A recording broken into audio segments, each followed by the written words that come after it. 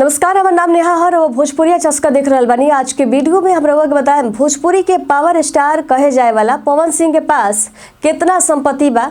तो आई बतावत बानी। बता दी कि पवन सिंह के पास करोड़ों के संपत्ति बा।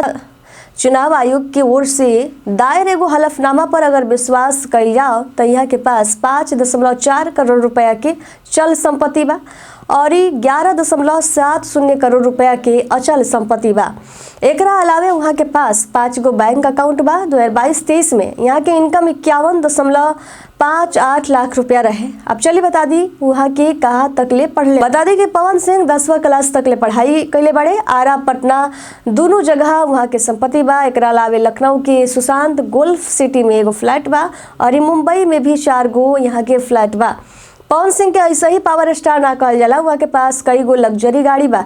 एमे 20 लाख के टोयोटा फॉर्च्यूनर, 25 लाख के टोयोटा इनोवा हाई क्रॉस और करीब 95 लाख के एगो रेंज रोवर भी शामिल बा।